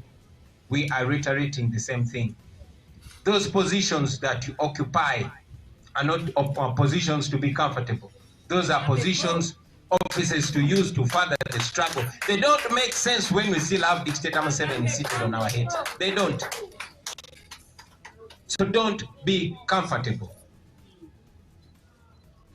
Let that position be your war front. To the members of parliament, let parliament be another war front. Let it not be business as usual. This is not politics as usual, ladies and gentlemen. To other forces of change, those comrades in the opposition, and all those that have been pushing for change in Uganda. I've read on social media about people that I hitherto had respect for, blaming the victims, blaming us for winning Kayunga and not being declared. Some are blaming me for being arrested in my home. I want you, brothers and sisters, to know that we see you by your actions, not by your words. And I want you to know that a dictator like Museveni will use you with or without your knowledge. They will try to use you to show an image of a disunited opposition. We've told you time and again that we are not the opposition. You can take that. We are not. We are the option. Okay? So it does not make sense at all for the world to see you fight against those people that are pushing into the same direction with you. Or else, that will be another opportunity for you also to expose yourself. We are fighting a dictatorship. And we expect you, as people that brag to have more experience than us, to know that a dictatorship will abuse any right. So for you to see a dictator, rolling out in the most humiliating manner to your comrades or perceived comrades, and you come out to celebrate, I think that's rather shameful. So to fellow Ugandans out there, I've heard you many times ask me to come and tell you what to do. Are you sure you don't know what to do? I'm telling you today, please don't wait for me to tell you what to do. This is your country. I'm just another citizen of Uganda like you. And this generation is not a generation that picked those so-called elites. And I like how one of the comrades put it, was that Comrade Nyanzi. Those so-called intellectuals are the misfortune of our country.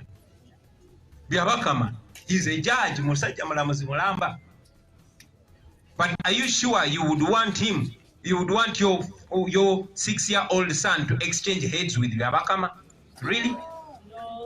Singabagamba omwana w'emyaka mukaaga kabamuteekeko omutwe Byabakama ne byabalowooza. Do you agree? You'd rather stay with your 6-year-old. So these are the people who exchanged whose brains and stomachs exchanged positions. We are on our own. You are on your own.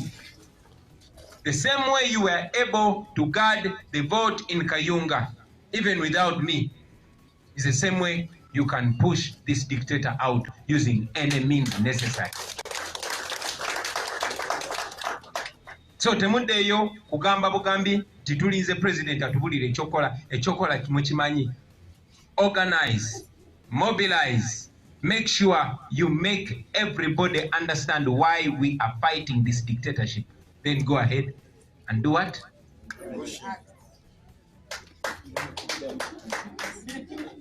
Like I said, comrades,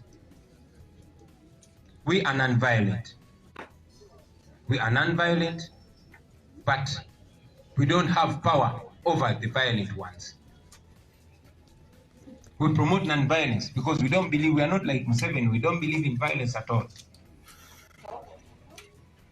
But I will tell you this, that there will be a time when Ugandans will stop listening to any voice of reason.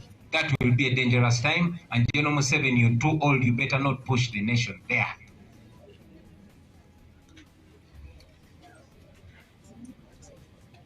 I will tell you that we shall continue using all methods, and we have quite plenty of methods, including music.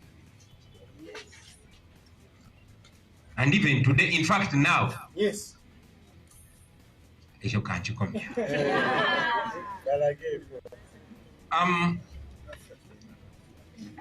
Friends, exposing this regime, you might think it does not yield. But last 3 years, since Arua, we did not use violence, we did not use any guns because we don't have them, but Museveni has lost credibility internationally. He's investing billions of taxpayers' money, he's outdoing himself, embarrassing himself, and doing all those things, trying to respond to our non-violence. So, for us, we are team exposing, team Kulabisa. So let's go ahead exposing this dictator. That is a very, very powerful weapon. Basebo ne banyabo. Okusoka nawulidde omu obogezi ng'ayita Museveni president. Saagala kuddamu kulira muntu ayita Museveni president. Kubanga si president. Oyo just muyeekera yawamba eggwanga lyaffe tebamulondangako. Museveni muyeekera ate abayeekera obuyeekera kitegeeza ebintu bisatu. Kitegeeza kulimba, kitegeeza kubba, kitegeeza kutta. Era Museveni bye yajjanga akola talekerangaawo. Don't deceive yourself. Talekerangaawo kulimba, talekerangaawo kubba, talekerangaawo kola ki? Kutta. Muze mulaba nga bwalimba.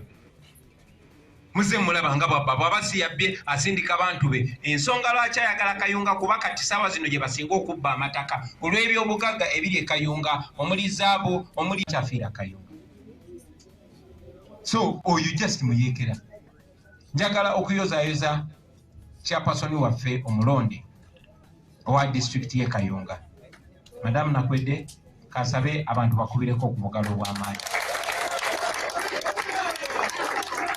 People power, our power. Kunga Nakwedde kunga, kunga Nakwedde kunga. Kazi goli wa amaanyi.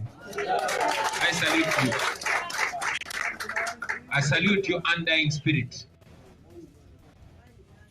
You communicate not just to us, the leaders, not just to the members of NUP, not just to Ugandans, but to the world. Abantu babadde kalaba akalulu ke Kayunga. Gabagamba lindako nakuba bawulira Nakwedde ayinza okuba omusajja. Balaba mukazi ogalindako mukazi ndi mukazi. Otuweeseza nnyo ekitiibwa n'okusingira ddala oweeseza abakyala ekitiibwa. Ekyo bulijjo kye mbagamba, the revolution etali mu bakyala ebeera nfu. Otulaze nti omukyala asobola okukulembera mu lutalo ne tumugoberera. Igwe omukazi atalina munene nnyo kwenkana bali ababyesitezo mu omuso.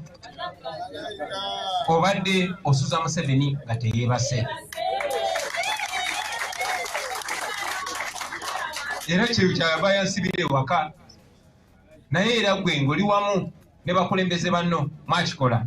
Njagala tukubireko Honorable Tebandike engalo ez'amaanyi. njagala tukubireko Honorable Nsanja Mutaliwo engalo ez'amaanyi.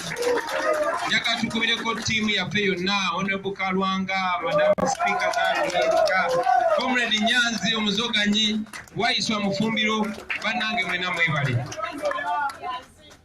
Abaabadde mu makomera Bamuddu Awulira, Aloysius Mukasa, Bakefotefu. People power, our power, NUP everywhere. Kati Museveni bw'abalooza yatumazeemu amaanyi, mugamba ddemu alowooze. Mugamba ddemu alowooze. Yansibira ewaka n'agenda e Kayunga ne bakola buli kika ky'effujjo ne tumukuba akalulu.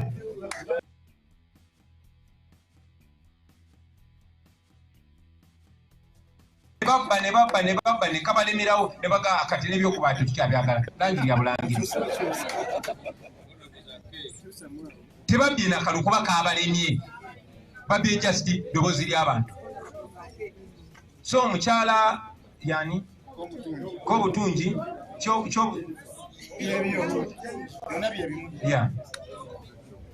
ne mwami Byabakama asitamye mu ntebe yaffe, tegituddemu asitamiemu nsitame. Temulowooza nti kyemwakoze kiina we kyatunyigidde, kiina we kyatumaliddemu amaanyi, kyamazeemu mmwe amaanyi, kyaweebudde mmwe kuba muli basajja bakulu.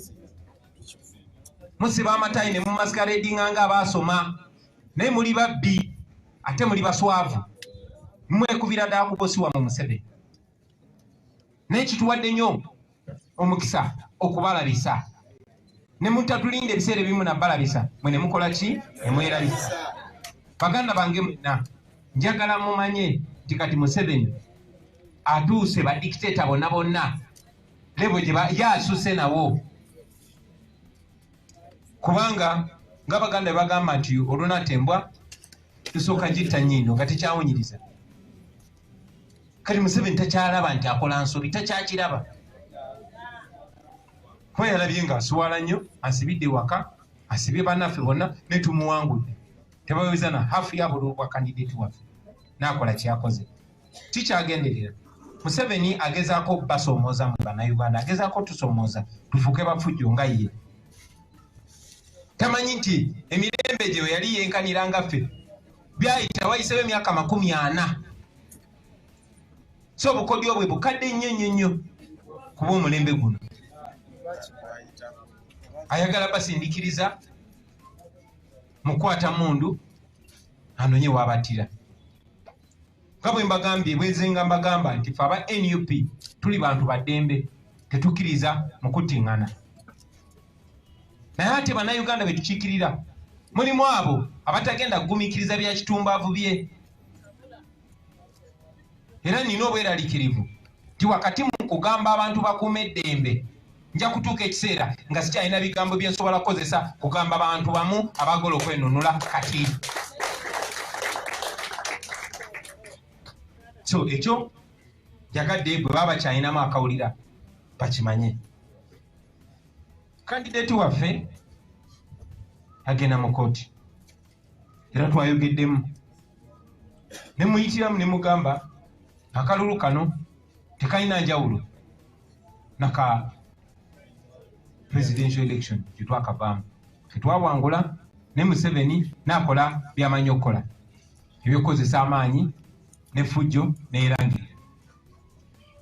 Era nakozesa n'ekitongole ekiramuzi tukyogeddeko ne Comrade Nakwedde tika twayagala bambula ntwambula poliisi yo nedda wali tekyalina kyegamba. Kati n'ekitongole ekirondesa ekikulirwa mwami Byabakama tekikyalina kyekisobola tugamba. Kati ekitongole ekiramuzi ekikulemberwa mwami Owinyi Dollo nakyo kirindirire. Kyeyambula dda mujjukira kubanga twakwata obujulizi bwonna nga zi DR forms boziraba twalina emitwalo 26. Netuzibatwalira ekooti enkulu negamba ate twagala bujulizi. Ekooti nga bwoloopa omusango esaba bujulizi. Kati obujulizi tubuyina wano. Tubalinze mu bugaani. Tubalinze mugambe nti abuleesa ayambadde gomesi myufu alina kwambala njeru. kuba tubalinze mugambe ensonga eno neno tubalindiridde.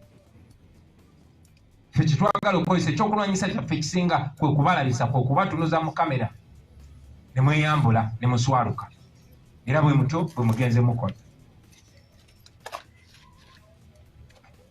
Njogeddeko wano mu Luzungu nti Museveni ayagala tukyayisa kulonda, ayagala mu kyawe ebyokulonda, era mpulidde amaloboozi mangi nga gagamba ebyokulonda tubiveeko. Era Museveni akola bino buli we muyingira mu kalulu n'akola ebyekitumba bwe bisembayo, n'atta abantu, n'akuba abantu, n'amaliza n'abba obulu. Bannange abamu ne bagamba katufunyeyo ki, naye nze we nazanyiranga ebikonde. Ng'osobola okugenda n'ozannya nga liifu ye taata w'omwana gw'ogenda okuzannya naye, ne muzannya rawundi ne muzimalako, naye nga gw'ozannya naye tasobola na kuyimirira. So buli we bawanika gw'okubyekubye nga tasobola na kulaba, ensi yeebeeraba. So twagadde tubamulise, era twagala genda mu maaso nga tubamulisa. Naye njagala okubuulira Mwami Museveni tetugenda kulekeraawo kwenyigira mu kulonda. Manyi bannange mwenna muweddemu amaanyi eyo, naye njagala obbabuulira tetukola Museveni kyayagala tukole, tetukwata kkubo lyayagala tukwate. Tujja genda mu kulonda, tujja gendayo nga tugukozesa ng'omukisa ogw'okukunga abantu n'okubalaga ekituufu. Singa mwava mu byokulonda bangi olunaku lwa leero, singa tebakyapayinga attention, singa tebakyafaayo ku bikwata ku ggwanga. Nakibagamba baganda bange tetusuubirangako Museveni kugenda atulangirire. Era mu kulonda nga Museveni yakyafuga eggwanga lino ng'alifugisa omuddumu gw'emundu, tebugenda kola ki? Tagenda kulangirira abantu bawangudde. Kitegeeza nti wali kiggwanga kye lifunamu? No. Bwe yali si bwali. Tetupulaninga mwijirako mu kalulu, ne tupulaninga okukozesa buli kimu ekiriwo, okukozesa buli kimu ekiriwo, oba kalulu oba kuzoganya n'ebirala. Mbyogereko? So okugenda mu maaso baganda bange, munzikirize nsitule eddoboozi eri abakulembeze bannaffe abali mu offices, abali mumanyi bulungi nnyo kati saawa zino enfa ya Ffeffeka. Temukyasobola kwebuuza ani yatta Ffeffeka. Ebigenda maaso biragira ddala ti Ffeffeka bamutta basobole omugyawo ng'abalemesa kayunga, abalemesa okubba ebibugaga ebiriyo n'ettaka, era nga baagala kola kino kye bakoze. Nenjagala obategeeza ti tebinnaba kuggwa. Tugendagenda mu maaso n'okukunga abantu baffe. Njagala onobasaba mmwe bannayuganda bannange, temulinda nze. Sirina bagamba kyakukola, ekyokukola mukimanyi. Buli omu manya nti ensi yiyo, manya nti bakufudde omusibe mu nsi yo, era nti olina kwenunula wekka ng'omuntu, ng'okozesa buli ky'osobola okukola, naddala nga kiri mu mateeka. Ffe ku mugigi guno tetwakuŋŋaana nga bannasoma, tetwakuŋŋaana nga bamanyi nnyo amateeka oba manyi nnyo amagye, ne twakuŋŋaana kubanga tuli bannayuganda. Buli munnayuganda ali wano n'aba atubulira ku mikutu eyo gy'oli, njagala omanye nti n'ensi yiyo, era olina obwannannyini n'obuvunaanyizibwa bwe bumu n'abo abeeyita ba boosi. Kale nno bwe babangawo ekikwetaagisa ositukirangamu, kuba nali ndabyeko nga musitukiddemu nga si nze mbayise, era musobola okusitukiramu, temuliina nze kubayita. Abakulembeze bammemba ba paliamenti twakanya nti eyo paliamenti is a war front. Eyo paliamenti mwina kubeerayo nga musitula ddoboozi ly'abantu, era nga n'abantu ababalaba bafiringa represented. Ekyo kigenda eri ba mayors, eri ba councillors n'abakulembeze ku mitendera emirala gyonna. Tujja genda maaso nga tukozesa buli kye tusobola okukozesa kulwanyisa n'akyemalira ono, nga mwotadde n'ebyo ebitone Katonda bye yatuweera obwereere nga music.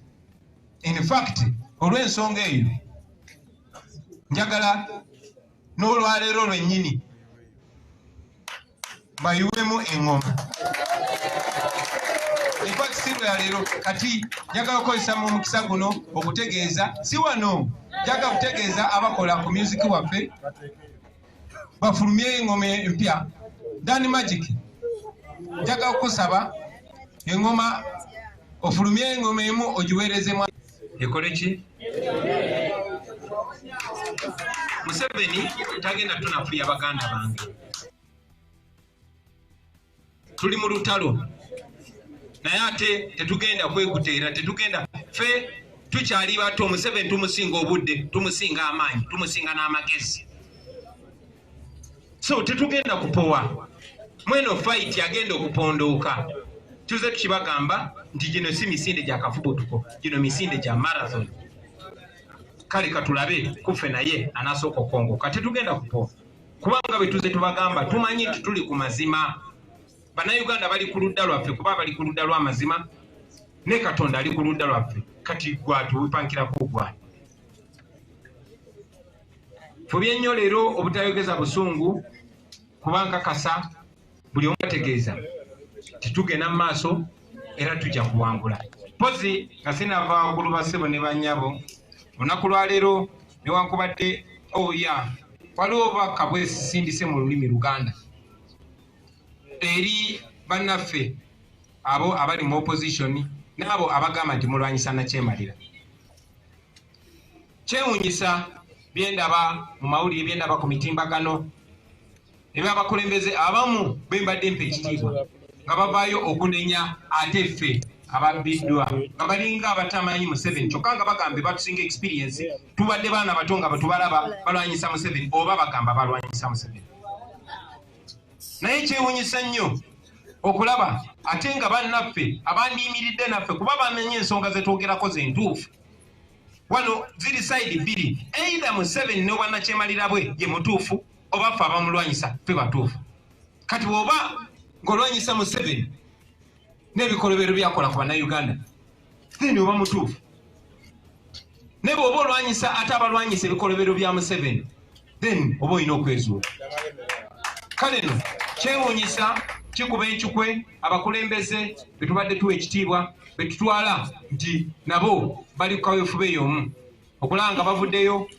okutukolokota lwaki tugenda mu kwesimbawo nga tumanyi Museveni agenda kubba akalulu nga nabo babadde ne bakandidate nga nabo bavaayo ne beesimbayo ndowooza omusango gwaffe gwakuwangula era ogwo nja kwetonda naye mbakakaze nti tujagenda maaso n'okuguza kuba tujagenda maaso nga tuwangula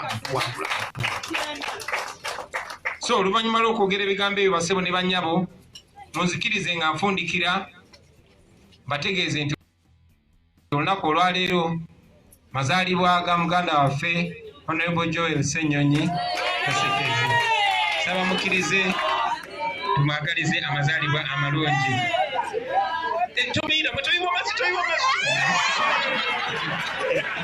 Happy birthday to you. Happy birthday to you. Happy birthday, dear Joey. Happy birthday to you. Thank you very much.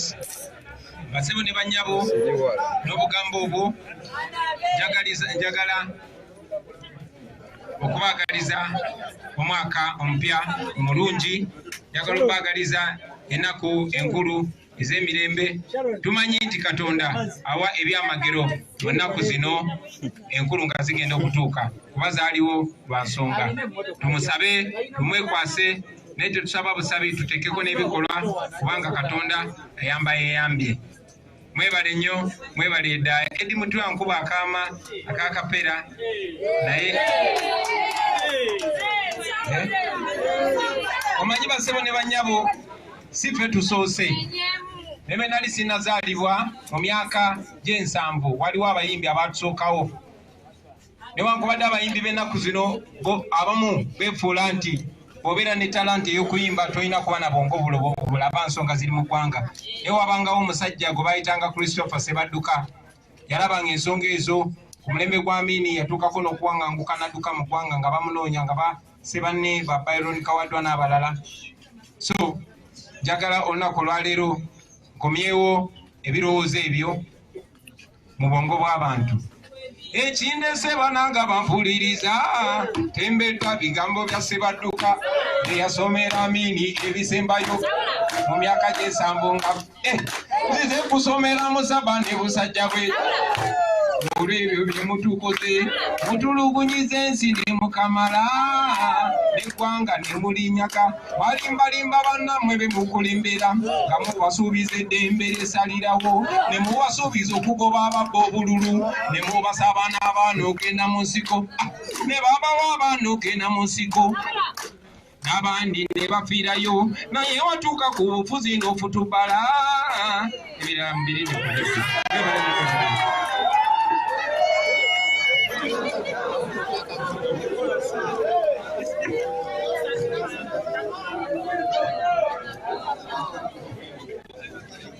People power, our power, our Pastor Mto is here. Pastor Mto jangu tuwesale dakikemu era tumaliza na Pastor Mto. Chikani.